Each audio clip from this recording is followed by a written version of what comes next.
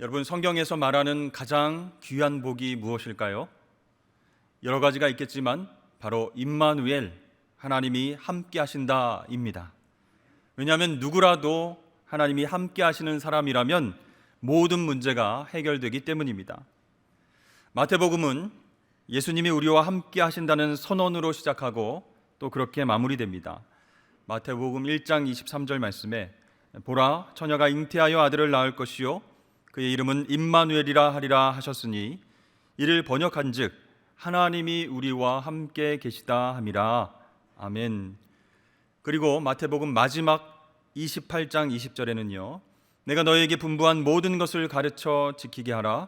볼지어다 내가 세상 끝날까지 너희와 항상 함께 있으리라 하시니라. 아멘.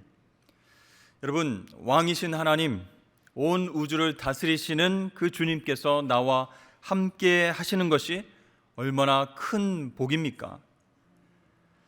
옛날에 우리나라의 임금이 난을 만나서 신분을 숨기고 신하들과 더불어서 피난길에 나섰습니다. 한시도 마음을 놓을 수 없는 위험한 그런 길이었습니다. 어느 시골 마을에 이르러서 한 농부의 집에서 며칠 유하자고 청했습니다. 농부는 그 일행이 누구인지 모른 채 기꺼이 맞아들였고 정성을 다해서 일행을 대접했습니다. 시간이 흐르고 정세가 회복되어서 왕과 신하들 일행이 이제 궁으로 다시 돌아가게 되자 왕은 고마운 마음으로 농부에게 소원을 물었습니다. 그동안 신세를 많이 졌으니 내가 은혜를 갚도록 해주시오. 소원 한 가지를 말해보시오. 그랬더니 농부가 한참을 고민하다가 몇 달 있으면 제 환갑입니다. 아이들이 정성을 모아서 잔치를 해준다고 하니 그때 저희 집으로 다시 오셔서 축하만 해주시면 영광이겠습니다. 이렇게 얘기를 했습니다. 왕은 착하고 욕심 없는 이 농부의 말에 감동을 받아서 생일 잔치에 꼭 오겠다고 약속하고 돌아갔습니다. 몇 달 후에 농부의 환갑날, 그의 집에 화려한 임금의 행차가 이르렀습니다. 수십 명의 신하들이 다 와서 각종 산의 진미로 음식상을 차렸습니다.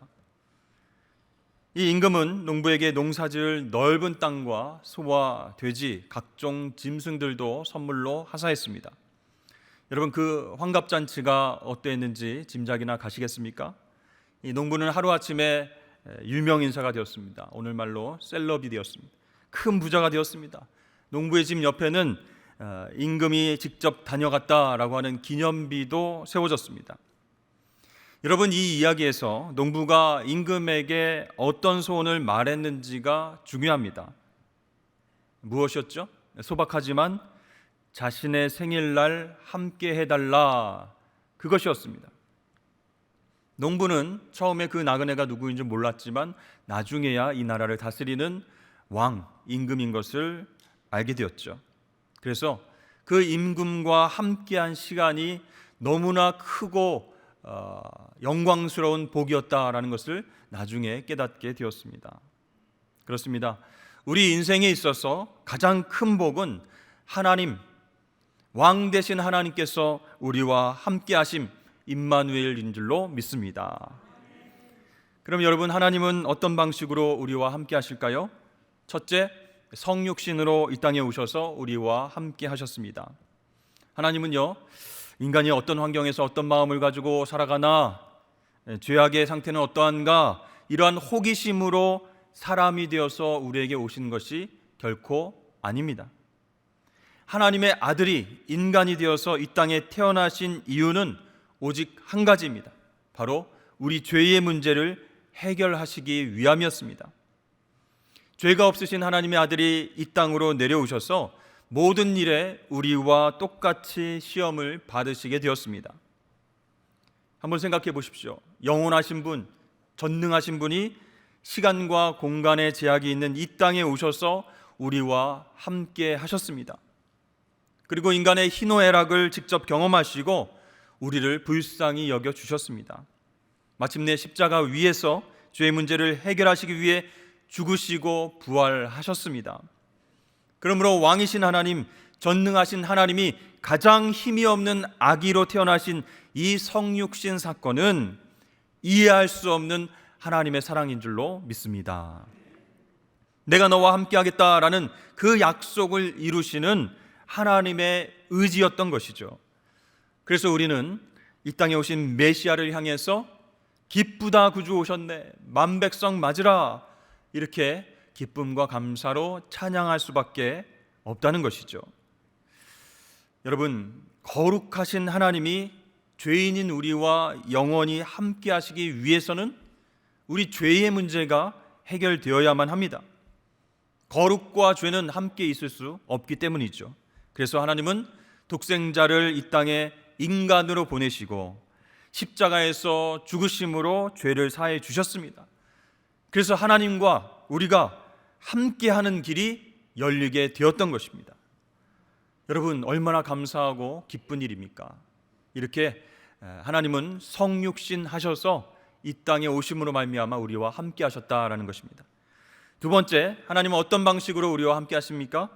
부활 승천하신 주님의 약속대로 성령을 보내주셔서 우리와 함께 하십니다. 내가 아버지께 구하겠으니 그가 또 다른 보혜사를 너희에게 주사 영원토록 너희와 함께 있게 하리니. 아멘. 요한복음 14장 16절 말씀입니다. 보혜사는 진리의 영, 생명의 영, 예수의 영이신 성령님이십니다. 예수를 구주로 고백하는 모든 하나님의 자녀에게 그 성령을 보내셔서 하나님의 뜻을 알게 하시고 예수님이 우리와 늘 함께 하심을 알게 해주시는, 깨닫게 해주시는 역할을 감당하고 계십니다. 근데 여러분, 여기서 중요한 사실이 있습니다. 성령께서 영적인 비밀, 그것을 먼저 우리 지식 속에 넣어주신 후에, 깨닫게 하신 이후에 우리가 경험적으로 알게 하시지 않는다라는 것이죠. 하나님 방법은 이와 정반대입니다. 자, 예수님이 제자들에게 이렇게 말씀하셨습니다. 내가 하는 것을 네가 지금은 알지 못하나 이후에는 알리라. 그 말씀은요, 제자들이 이해할 수 없는 것을 받아들이고 그리고 지식적으로 깨달을 수 없는 것에 순종하고 신비와 기적에 속하는 일을 기대하고 불가능해 보이는 것을 믿을 때 비로소 주님이 나와 함께 하심을 깨닫게 된다, 그런 뜻입니다. 즉, 진리를 알기 위해선 먼저 진리대로 살아야 한다, 그런 메시지예요. 그렇습니다. 우리가 진정 예수님의 제자라면 먼저 예수님의 뒤를 따르고 그 다음에 주님의 뜻이 무엇인지를 깨닫게 된다는 것이죠. 그렇습니다. 우리에게 보내주신 성령께서 어떠한 방식으로 우리의 영적 삶 가운데로 이끄실지 모릅니다. 어떠한 방법으로 예비하신 곳으로 인도하실지 우리는 다 알지 못하는 거예요. 그래서 먼저 성령께서 지식적으로 이해가 되게 하시고 깨닫게 해주시면 그때 움직이겠습니다, 그때 순종하겠습니다 하는 마음은 위험한 것이 돼요. 그 마음을 가지고서는 우리 믿음과 신앙이 자라날 수 없기 때문입니다. 그래서 성령께서 저와 여러분의 마음 가운데에 역사하시고 인도하실 때 이해되지 않아도 순종하고 기대하고 진리대로 살아간다면 그때 비로소 우리는 하나님의 뜻을 깨닫고 예수님이 나와 함께 계시는구나, 그것을 알게 될 줄로 믿습니다. 그래서 성령님은 어떤 역할을 하시는가? 포도나무와 가지를 하나로 묶어서 자라게 하는 생명의 수액이다라고 생각하시면 좋을 것 같아요. 그래서 우리가 성령의 임재하심과 역사하심, 일하심을 믿기만 하면, 성령 충만을 기대하면서 기도하기만 하면 예수님과 늘 동행하는 방법을 가르쳐 주시는 거예요. 때로는 예수님과 함께 우리가 생활하려고 노력하는 과정 가운데에 고난과 어려움이 올 수 있습니다. 의심이 생길 수도 있고 질문이 생길 수도 있어요. 실패와 무력감을 느낄 수 있습니다. 그러나 그럴 때에도 성령께서 내 마음속에서 역사하심을 믿고 진리대로 먼저 순종하십시오. 그러면 평강의 주님께서 나와 함께 계시는구나, 앞으로도 함께 계실 것이구나 라는 것을 깨닫게 될 줄로 믿습니다. 선 믿음, 후 은혜예요. 선순종, 후 깨달음, 이러한 하나님의 방법대로 역사하실 때 우리가 주님께서 나와 함께 하시는구나, 임마누엘 하나님을 경험할 수 있다는 것이죠. 자, 여러분, 임마누엘 하나님이 우리와 함께 하심의 그 비밀, 오늘 본문에서는 어떻게 이루어졌는지 한번 살펴보도록 하겠습니다. 자, 먼저 하나님은 의인과 함께 하신다라는 것입니다. 임마누엘 하나님은 의인과 함께 하신다. 자, 우리가 잘 알고 있는 스토리가 나옵니다. 요셉은 아내인 마리아가 임신한 줄을 알고 충격에 빠졌습니다. 신랑인 내가 아닌 다른 남자로 인해서 임신한 그것이 알려지면 이제 마리아도 태아도 위험해질 것임을 직감했습니다. 왜냐하면 간음죄에 성립되기 때문에 이 여자는 돌로 맞아서 죽어야 하는 그런 상황이 되는 것이죠. 요셉은 고민하다가 드러내지 않고 가만히 끊고자 했다라고 나오고 있습니다.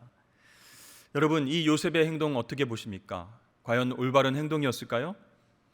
근데 성경에 보면, 오늘 19절 말씀에 보면 그의 남편 요셉은 의로운 사람이니 이렇게 평가하고 있죠. 자, 요셉 입장에서 볼 때 아내인 마리아가 간음죄를 저질렀음이 분명합니다. 그러면 율법대로 처리하는 것이 의로운 사람의 행동 아니겠습니까? 그런데 요셉은 어떻게 해요? 마리아의 이 범죄를 모른 척하고 조용히 파혼하려고 했습니다. 과연 이것은 의로운 사람의 행동인가?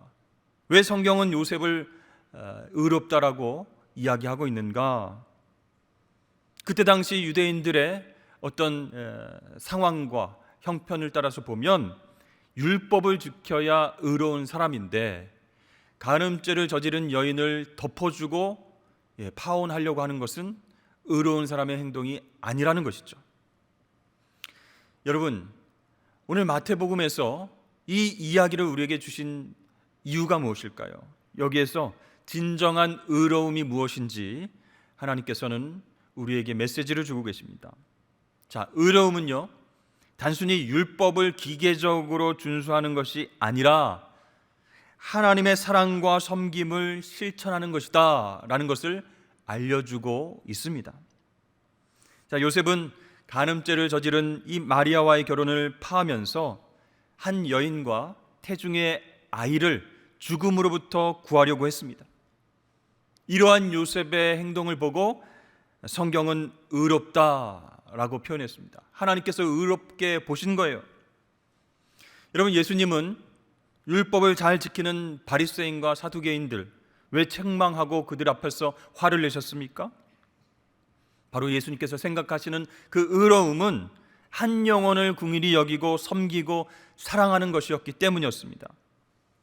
그러나 그 당시 종교 지도자들은 그것을 깨닫지 못하고 기계적으로 율법 준수에만 집중하고 목을 메었기 때문에 정작 자신들은 이중적인 삶을 살게 되었습니다.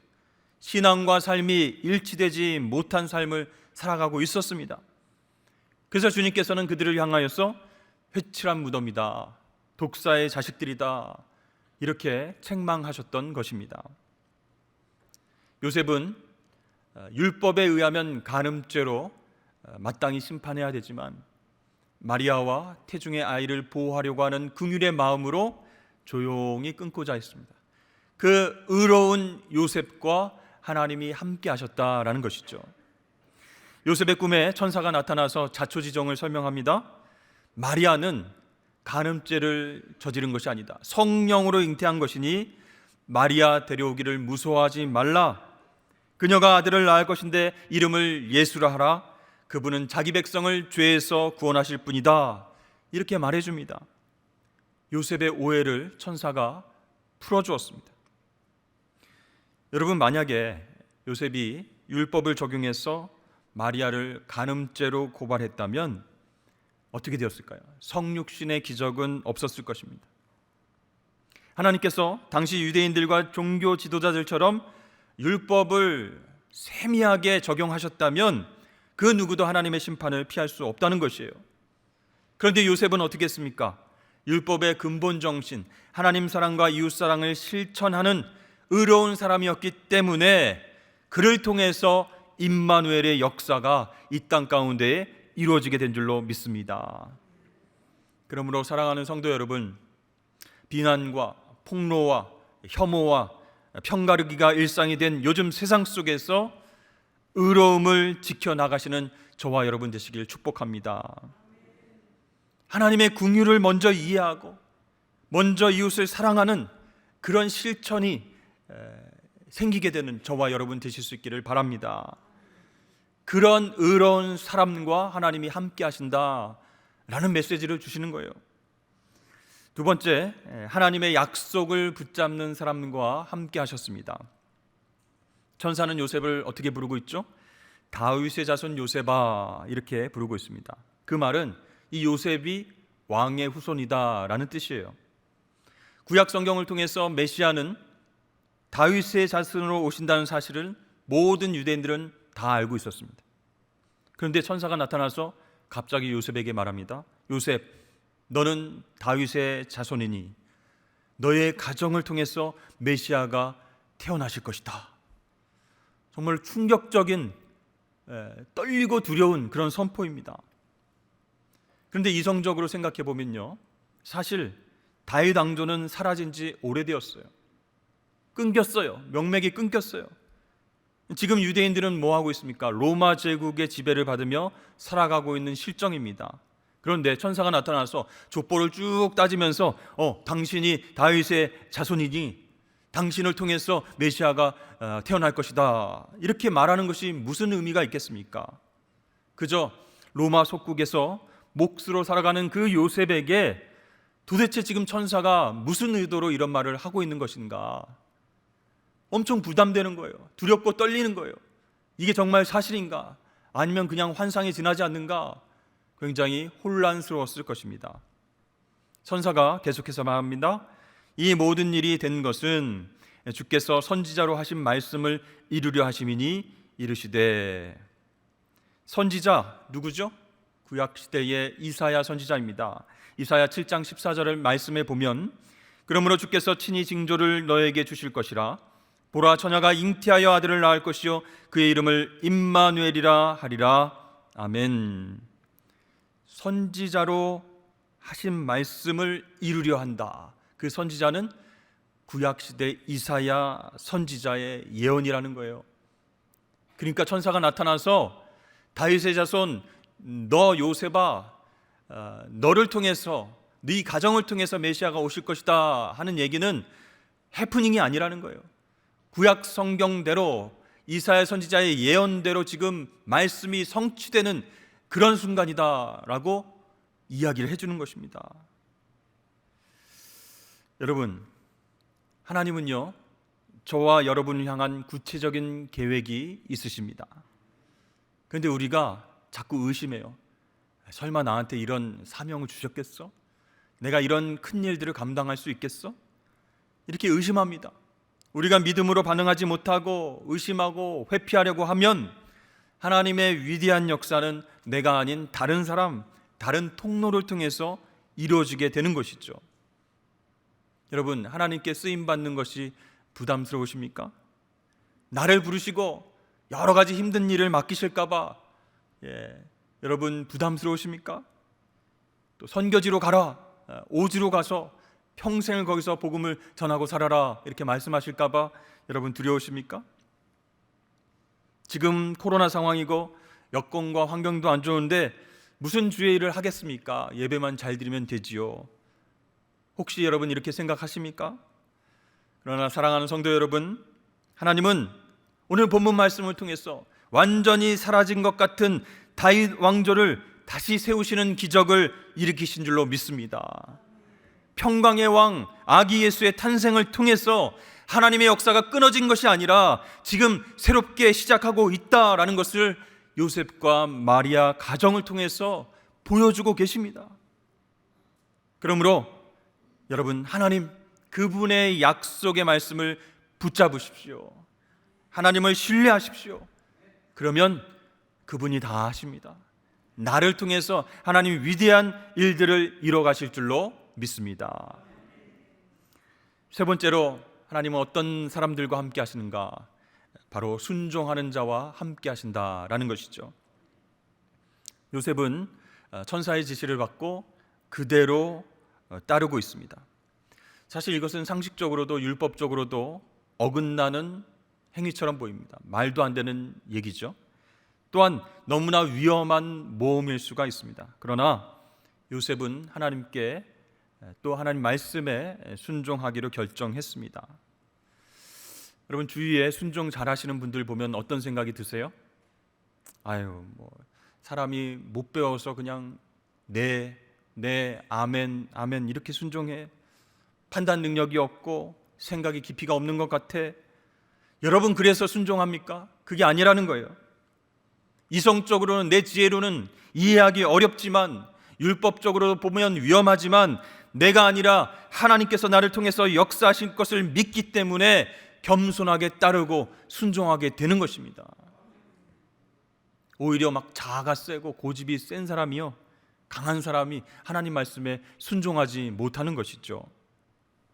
성경을 통해서 보면 하나님이 똑똑하고 지혜롭고 자기 계획이 다 세워진 그런 사람들을 통해서 일하십니까? 아니죠. 겸손하고 영혼을 사랑하고 또 섬기고 하나님 말씀에 엎드려 순종하는 그 한 사람을 통해서 하나님은 위대한 역사를 이루어 가십니다. 여러분, 요셉이 어떻게 행동했나 보십시오. 요셉이 잠에서 깨어 일어나 주의 사자의 분부대로 행하여 그의 아내를 데려왔으나 아들을 낳기까지 동침하지 아니하더니 나음의 이름을 예수라 하니라. 아멘. 천사의 분부대로 다 행했어요. 그런데 마지막 부분에 아들을 낳기까지 동침하지 아니했다. 왜 이런 기사를 적어 넣었을까요? 마태복음은요, 예수님이 요셉의 육체적인 아들이 아니다라는 사실을 지금 밝히고 있는 것이에요. 굳이 이렇게 적을 이유가 있었을까? 여러분, 이 말씀은 바로 혈통적 이스라엘이 참 이스라엘이 아니라 하나님 말씀에 순종하는 의로운 사람들이 바로 참 이스라엘이다라는 것을 가르쳐 주기 위해서 이 말씀을 적어 놓은 것입니다. 사실 요셉은 아내 마리아가 성령으로 잉태했다라는 사실과 그 아이가 장차 메시아가 되어서 이 다윗 왕조를 재건하고 하나님 나라를 세울 것이다 라는 그 천사의 말을 쉽게 받아들일 수는 없었습니다. 그러나 요셉은 순종했다는 거예요. 그 순종에 의해서 하나님 나라의 첫 걸음이 시작될 수 있었습니다. 그렇습니다. 우리 임마누엘 하나님은 혈통적 유대인들과 함께하지 않으셨어요. 그 대신 참된 의인 누구예요? 곧 말씀에 순종하는 사람들과 함께 하셨습니다. 그러므로 여러분, 외형적이고 전통적인 기독교 집안의 내력과 역사가 무조건 자랑거리가 아니라는 것입니다. 나는 3대, 4대, 5대 기독교 집안입니다. 신앙이 견고한 사람의 그런 가정에서 태어났습니다. 이게 무조건 자랑거리가 될 게 아니라는 거예요. 그 가문의 사람들이 힘들고 어려울 때, 핍박받고 고난이 다가올 때 하나님 말씀에 순종하는 의로운 실천이 있었는가, 그것이 더 중요하다는 것입니다. 그래서 순종을 통해서 하나님이 이 요셉의 가정 가운데 메시아를 허락하신 것이죠. 여러분, 오늘 말씀에는 없지만 요셉뿐만 아니라 아내인 마리아도 이렇게 믿을 수 없고 놀라운 천사의 고지 앞에서 똑같은 반응을 보입니다. 천사가 마리아에게 쭉 설명을 해주고 마지막에 하나님의 모든 말씀은 능하지 못하심이 없느니라 이렇게 했을 때 마리아가 어떻게 대답합니까? 주의 여정이오니 말씀대로 내게 이루어지리다. 여러분, 요셉과 마리아가 마치 짠 것처럼 이렇게 하나님의 말씀 앞에서 천사의 그 고지 앞에서 똑같이 순종하고 있다는 것입니다. 우리나라에 참 교회가 많이 있죠. 그만큼 목회자와 성도들도 많이 있습니다. 지금은 코로나 상황 가운데 정말 위기와 힘든 상황 속에서 온라인으로 예배하고 또 오프라인으로 또 예배하고 제자 훈련도 하고 섬기고 봉사하는 그런 활동을 많이 하면서 또 하나님께 영광을 올려드리는 일들을 감당하고 있습니다. 그런데 예수님께서 우리 한국교회의 많은 예배와 많은 섬김과 봉사를 보시면서 어떤 생각을 하실까? 얼마나 큰 규모로 지금 이 행사를 진행하고 있는가? 얼마나 많은 사람들이 모여와서 큰 열매와 성과를 이루었는가? 그 규모와 인원과 성과를 관심 있게 주님께서 체크하면서 바라보시겠습니까? 그것이 하나도 중요하지 않다, 그런 얘기가 아닙니다. 중요한 것은 우리 주님께서는 과연 그 많은 교인들 가운데서 누가 믿음을 갖고 순종하며 살아가는가? 코로나 어려운 상황 가운데서도 주님을 바라보면서 말씀에 순종하는 사람, 말씀에 순종하는 교회가 어디 있는가? 그것을 더 관심 있게 바라보신다는 것이에요. 하나님의 구원의 과정은 성탄 훨씬 이전부터 시작되었습니다. 그리고 예수님의 성육신 사건과 십자가 사건을 통해서 성취되었습니다. 그리고 우리에게 선포되었습니다. 이제 구원의 역사는 구원받은 우리를 통해서 더 많은 사람들에게 선포되어져야 합니다. 그 과정 가운데 필요한 것이 바로 순종이라는 것이에요. 사랑하는 성도 여러분, 우리 삶을 통해서 역사하시는 성령의 인도를 따라서 하나님 말씀에 순종하시는 저와 여러분 되시길 축복합니다. 그러한 우리의 순종을 통해서 하나님은 구원의 역사를 완성해 나가시고 우리와 늘 함께 하시는 겁니다. 여러분, 복음이 우리에게 큰 기쁨이 되는 이유가 무엇이겠습니까? 바로 하나님이 우리와 함께 하시는 은혜를 주시기 때문이에요. 이것이 임마누엘입니다. 힘겹고 지친 상황 속에서 괴로워하고 몸부림칠 때에 내 옆에 아무도 없다면 그것은 너무나 비참한 현실이 됩니다. 그러나 하나님은 우리의 답답하고 절박한 그 현실보다, 그 문제보다 더 크신 분이십니다. 그분이 나와 함께 하신다. 얼마나 기쁜 일이겠습니까? 성경은 계속해서 하나님이 우리와 함께 하시는 기쁨이 무엇인지에 대해서 강조하고 있어요. 출애굽 이후에 이스라엘 백성들은 광야로 나가게 됐습니다. 홍해를 가르시고 쫓아오는 이집트 군사들을 다 물에 수장시키신 놀라운 구원의 광경을 바라보면서 하나님의 은혜를 경험했는데, 이제 광야로 나가니까 홀로 남겨진 것 같고, 앞으로 뭘 먹고 살아야 되나, 언제까지 우리가 걸어가야 되나, 이런 두려움 속에 살아가게 됩니다. 그때 하나님이 그들과 함께 하셨습니다. 어떻게 해요? 장막을 만드시고 성막을 만들게 하시고 구름 기둥과 불 기둥으로 함께 하셨습니다. 그러니까 여러분, 이스라엘 백성들의 역사 속에서 가장 목마르고 가장 메마른 정말 힘든 광야를 지나갔지만 그 광야를 지나가는 시간이 가장 복된 시간이었다는 거예요. 왜요? 하나님이 함께 하시는 은혜가 있었기 때문입니다. 그래서 그 어떤 민족도, 그 어떤 백성도 누리지 못한 풍성한 은혜와 복을 그 광야 생활 가운데에 이스라엘이 누리게 되었습니다. 또한 요한계시록의 마지막 장에서 새 예루살렘이 임할 때 어떻게 된다고요? 하나님의 장막이, 하나님의 성막이 사람들과 함께 있어서 하나님이 그들의 하나님이 되시고 모든 눈물을 닦아주신다, 이렇게 약속하고 있습니다. 여러분, 하나님께서 우리와 함께 하십니다. 여러분 믿으십니까? 아멘. 그러므로 임마누엘은요, 우리에게 기쁨과 평강을 주는 것이에요. 하나님은요, 아담과 하와를 창조하신 이후로 우리와 늘 함께 하셨습니다.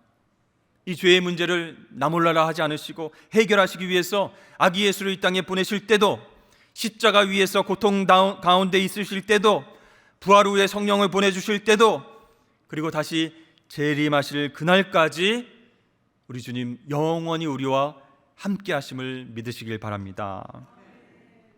그래야 우리 가운데 기쁨이 넘쳐나는 것이요. 여러분, 성탄의 계절입니다. 하나님께서 우리와 함께 하시는 기쁨, 그 기쁨을 풍성히 누리시는 저와 여러분 되시길 주의 이름으로 축복합니다.